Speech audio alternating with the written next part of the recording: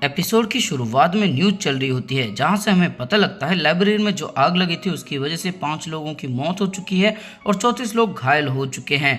और इन लोगों का इंटरव्यू भी लिया जा रहा होता है, लोग अपनी अपनी बातें कर रहे होते हैं और एक बंदा बोलता है वहाँ पे एक एशियन मैन था, उसने हमारी मदद की, उसके हाथों में एक बंदूक था और उसने दरवाजा तोड़ दिया, उसने हमारी जान बचाई, अगर वो नहीं होता तो शायद हम सब मारे जाते। इसके बाद हम नीना को देखते हैं जो सही सलामत होती है, बस छोटी मोटी चोट लगी होती है इसे। इसके बाद हम देखते हैं इंस्पेक्टर लुंगे और कुछ पुलिस ऑफिसर को। जैसा कि तुम्हें पता है कांड होने के बाद ही पुलिस वाले आते हैं और यहाँ पे भी वही होता है, ये आके कुछ छानबीन कर रहे होते हैं ताकि पता लगा सकें कि ये कांड किसने किया है। इसके बाद लुंगे बोलते हैं क्या तुम्हें कहीं पे कोई फिंगरप्रिंट मिले हैं उस स्नाइपर के ऊपर, और दूसरा बंदा बोलता है कि वो स्नाइपर भी बुरी तरह से जल चुका है, फिंगरप्रिंट मिलना मुश्किल है, लेकिन ये वही स्नाइपर है जिसको टेनमा ने खरीदा था। यहाँ पे सब कुछ बुरी तरह से जल चुका है, यहाँ पे सबूत ढूंढना लगभग नामुमकिन है। लेकिन तभी लुंगे एक लाइटर को उठाते हैं और इसे देते हैं और बोलते हैं कि इसकी जांच करवाओ, और बोलते हैं कि ऐसा कोई क्रिमिनल नहीं है जो कोई सुराग ना छोड़े, अगर कोई सुराग नहीं छोड़ता तो वो इंसान नहीं है।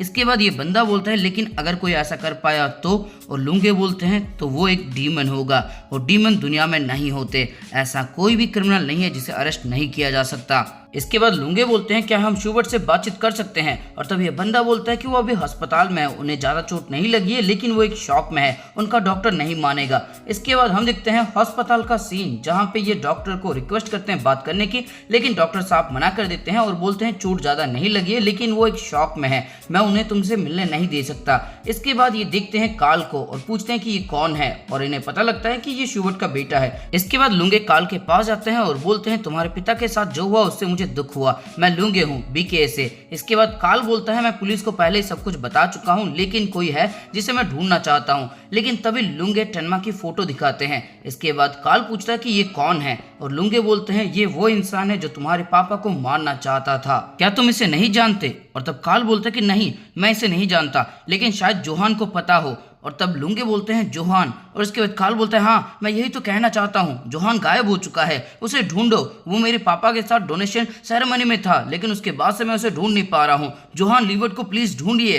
इतना सुनने के बाद लुंगे को याद आता है कि जोहान लीवर्ट का नाम पहले रूडी और टेनमा दोनों ने बताया था लेकिन इसने कभी उनकी बात सुनी ही नहीं थी। इसके बाद लुंगे बोलते हैं ठीक है मैं समझ गया, मैं जल्दी उसे ढूंढ लूंगा। इसके बाद ये जोहान के बारे में पता लगाने के लिए एक रूम के अंदर जाते हैं जहाँ पे जोहान 2 हफ्ते पहले रहा करता था।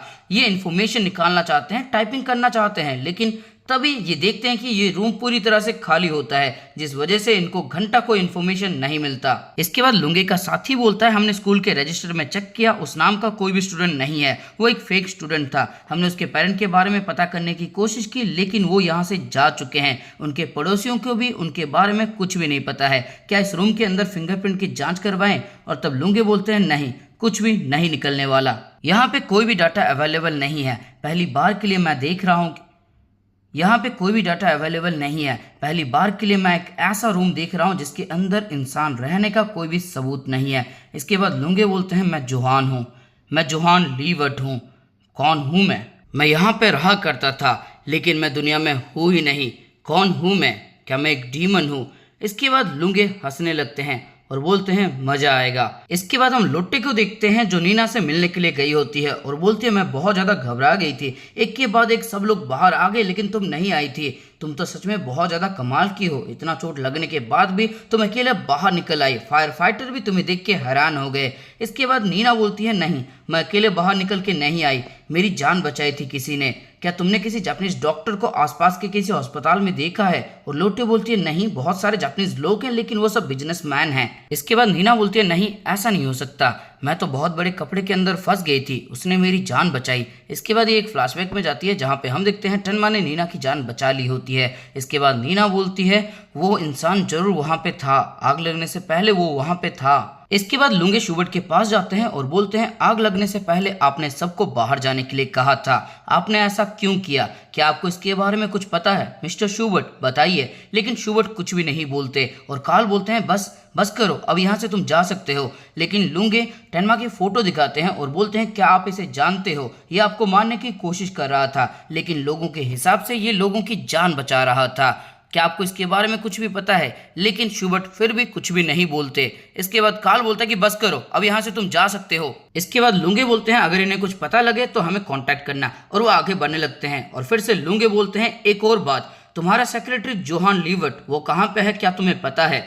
जोहान का नाम सुनते ही शूबर्ट के हाथ पैर कपकपाने लगते हैं और इस चीज को नोटिस कर लेता है लुंगे। इसके बाद कार्ल बोलता है प्लीज यहाँ से निकल जाओ। इसके बाद ये बाहर आ जाते हैं। लुंगे का साथी बोलता है वैम्पायर और बेयन के साथ ये सब होगा मैंने कभी सोचा ही नहीं था, लेकिन इस उम्र में इतना कुछ भयानक देखने की वजह से वो बहुत ही ज्यादा शौक में जा चुके हैं। वैम्पायर और बेयन का अंत हो चुका है। इसके बाद लुंगे बोलते हैं नहीं, ऐसा नहीं है, वो सब कुछ सुन सकता है, वो सब कुछ समझ रहा है, चलो दूसरे विटनेस से बातें करते हैं, विटनेस की लिस्ट निकालो। इसके बाद ये बंदा विटनेस की लिस्ट लुंगे को देता है। लुंगे वहां पे एक नाम को देख के हैरान हो जाता है और वो नाम होता है नीना फॉर्टनर। इसके बाद दूसरा वाला बंदा बोलता है क्या बात है। लुंगे टाइपिंग शुरू कर देता है और वो नीना से मिलने के लिए अस्पताल जाता है, लेकिन पता लगता है कि नीना वहां से सुबह ही जा चुकी है और जो एड्रेस उसने दिया होता है पुलिस को वो फेक एड्रेस होता है। इसके बाद ये जांच करने की कोशिश करते हैं अस्पताल के रिकॉर्ड से, लेकिन वहां पे भी इनको घंटा कुछ नहीं मिलने वाला। इसके बाद लुंगे बोलते हैं हाइडेलबर्ग में एक कपल का मर्डर हो गया था, उनकी बेटी का नाम भी नीना फॉर्टनर था,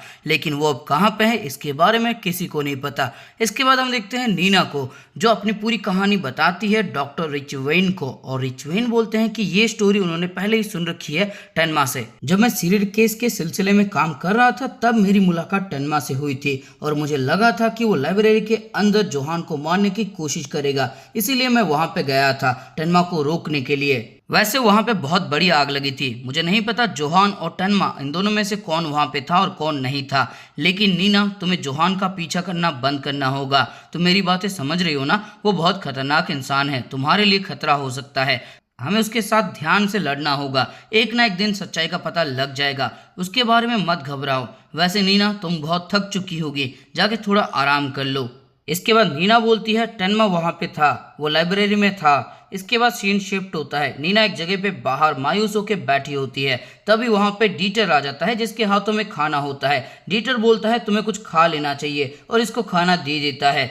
इसके बाद डीटर बोलता है टेनमा को ये खाना बहुत ज़्यादा पसंद था। इसके बाद नीना थोड़ा सा खाना चखती है और बोलती है सच में ये बहुत ही ज़्यादा स्वादिष्ट है, खा के मुझे बहुत अच्छा लगा। इसके बाद डीटर बोलता है टेनमा भी हमेशा यही कहा करता था, मुझे टेनमा को देखना है, मैं टेनमा को देखना चाहता हूँ। इसके बाद हम कार्ल को देखते हैं। कार्ल खिड़की खोलता है और बोलता है आज मौसम बहुत ही ज़्यादा सुहाना है। डैड क्या हम कहीं पे घूमने जा सकते हैं? एशिया के बारे में आपका क्या ख्याल है? अगर हम घूमने के लिए जाएंगे तो मूड बदल जाएगा। इसके बाद शूबर्ट कुछ कहने की कोशिश करता है और कार्ल उसको सुनने के लिए उनके पास जाता है और बोलता है डैड क्या आप कुछ कहना चाहते हैं? इसके बाद शूबर्ट बोलते हैं 3 मेंढक, उसकी आंखें, उसकी आंखों में मैं साफ साफ नर्क को देख पा रहा था, एक इंसान की आंखों के अंदर मैं नर्क देख पा रहा था। बेटा मैं चाहता हूं कि तुम एक इंसान को मेरा एक मैसेज दे दो, वो इंसान तुम्हारा ड्रेसडेन में इंतजार कर रहा है। इसके बाद कार्ल बोलता है किसे, क्या मैसेज देना है? और शूबर्ट अपना मैसेज इसे बता देते हैं। इसके बाद कार्ल बोलता है क्या मुझे अभी जाना होगा? और शूबर्ट हाँ बोलते हैं। इसके बाद कार्ल यहाँ से जाने वाला होता है, लेकिन तभी शूबर्ट इसका हाथ पकड़ लेते हैं और बोलते हैं कार्ल तुम्हारी मॉम मुझसे नफरत करती होगी है ना? इसके बाद कार्ल बोलता है नहीं, उन्होंने आपसे कभी नफरत नहीं की। इसके बाद शूबर्ट बोलते हैं जब तुम ड्रेसडेन से वापस आ जाओगे तो क्या तुम मेरे साथ रहोगे?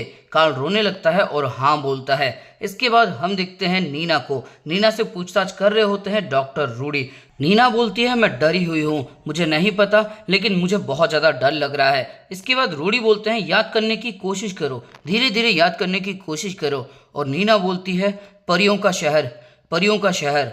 इसके बाद रूडी बोलते हैं वो कहाँ पे है? जब तुम इस पिक्चर बुक को देखती हो तब तुम्हें कैसा फील होता है? तुम्हें कुछ याद आ रहा है? क्या याद आ रहा है तुम्हें? लेकिन हम नीना को देखते हैं जो बहुत ज़्यादा डर जाती है और अचानक से रोने लगती है। डॉक्टर रिचवेन बोलते हैं डॉक्टर रूडी अब बस करो, लेकिन रूडी बोलते हैं थोड़ा और, थोड़ा और।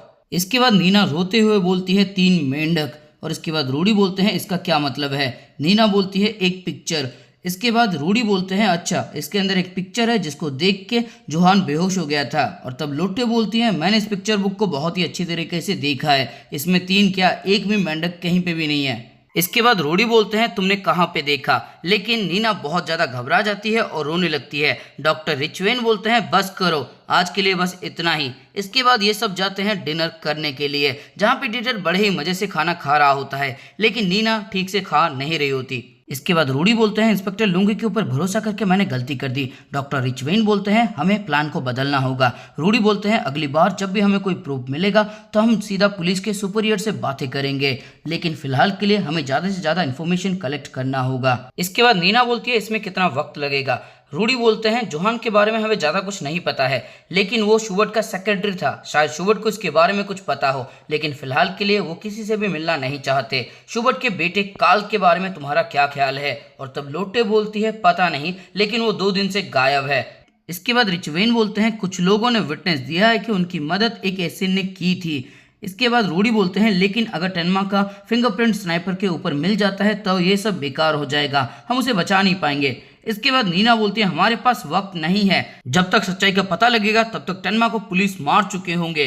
इसके बाद रिचवेन बोलते हैं नीना मैं तुम्हारी फीलिंग को समझ सकता हूँ, मेरा भी एक क्लोज दोस्त मारा गया है, रिचर्ड। उसका फ्यूचर बहुत ही ज्यादा ब्राइट था, लेकिन जोहान ने उसे मार दिया, मैं उसे छोड़ूंगा नहीं, अब खाना खा लो। इसके बाद सीन शिफ्ट होता है, हम देखते हैं नीना को जो अपने रूम के अंदर 3 मेंढक और परियों के शहर के बारे में सोच रही होती है। तभी इसके दिमाग में कुछ क्लिक होता है, ये अचानक से घबरा के उठ जाती है और बोलती है मुझे याद आ गया। इसके बाद सीन शिफ्ट होता है, हम सुबह का सीन देखते हैं जहाँ पे नीना यहाँ से जाने की कोशिश कर रही होती है, लेकिन डीटर भी तैयार होता है इसके साथ जाने के लिए। डीटर बोलता है मैं तुम्हारे साथ आऊंगा, और नीना बोलती है ये तुम कैसी बातें कर रहे हो, तुम मेरे साथ नहीं आ सकते, तुम्हें यहीं पर रहना होगा और डॉक्टर रिचवेन से शुक्रिया अदा कर देना मेरी तरफ से।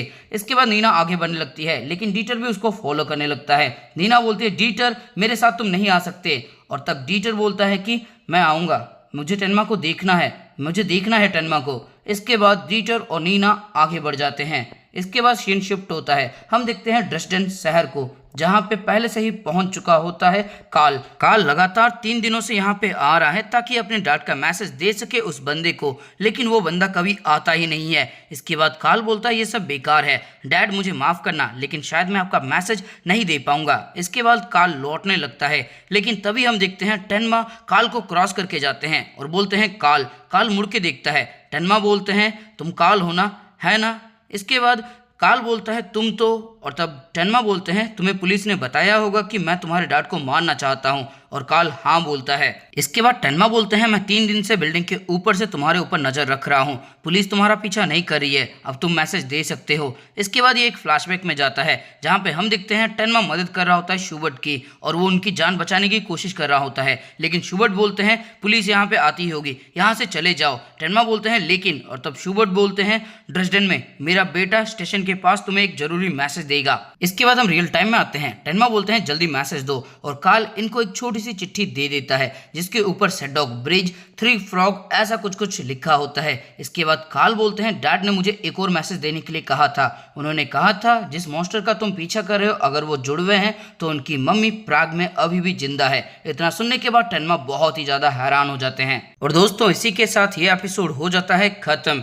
दोस्तों अगर आपको अभी तक ये सीरीज अच्छी लग रही है तो आगे अच्छी नहीं बहुत ही ज़्यादा अच्छी लगने वाली है, क्योंकि असली पत्ते तो अब खुलने वाले हैं। तो दोस्तों इस वीडियो के अंदर आपको कुछ भी अच्छा लगा फिर मजा हो तो इस वीडियो को लाइक कर दो, कमेंट करके कुछ भी अच्छा सा लिख देना, और इसके आगे के एपिसोड जल्द से जल्द के लिए अपने दोस्तों के साथ या फिर किसी एनिमे लवर के साथ इस वीडियो को शेयर कर देना। और अगर चैनल पे नए हो तो फिर चैनल को सब्सक्राइब करो, और उसके बाद घंटा या फिर घंटी जो भी तुम्हें दिखेगा उसको एकदम जोरों से बजा देना।